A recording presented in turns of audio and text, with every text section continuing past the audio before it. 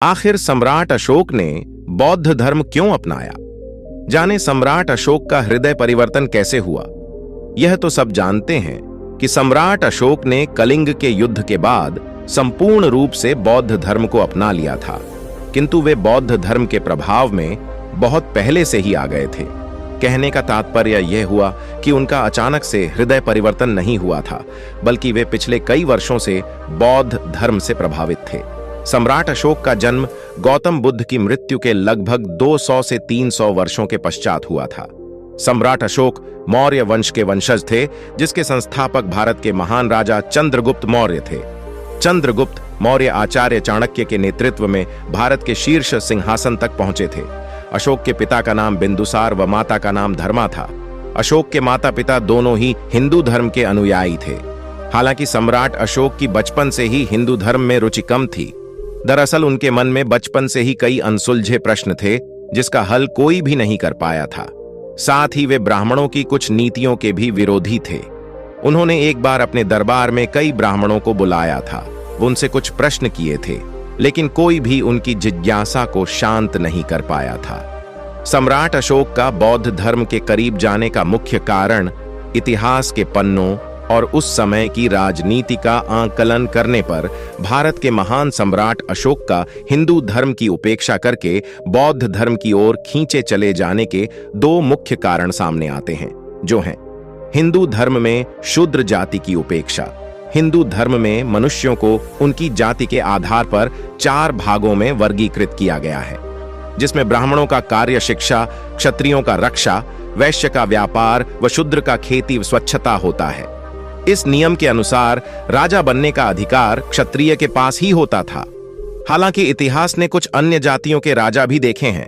उस समय धनानंद के नेतृत्व में भारत की सीमाएं असुरक्षित थीं। ऐसे समय में आचार्य चाणक्य ने चंद्रगुप्त मौर्य को उसके बचपन से ही भारत का अगला राजा चुन लिया था और उसकी तैयारी शुरू कर दी थी। चंद्रगुप्त मौर्य शूद्र जाति से था। उसने आचार्य चाणक्य के नेतृत्व में धनानंद को अपदस्थ करके भारत की शीर्ष सत्ता पाली थी, किंतु अपने जीवन के अंतिम क्षणों में उन्होंने भी जैन धर्म को अपना लिया था। उसके बाद उनका बेटा बिंदुसार राजा बना, जिन्होंने अपने संपूर्ण जीवन में हिंदू धर्म का ही पालन किया। हालांकि बिंदुसार के बाद जब उनका पुत्र अशोक राजा बना, तब उसकी इच्छाएं बहुत अधिक थीं।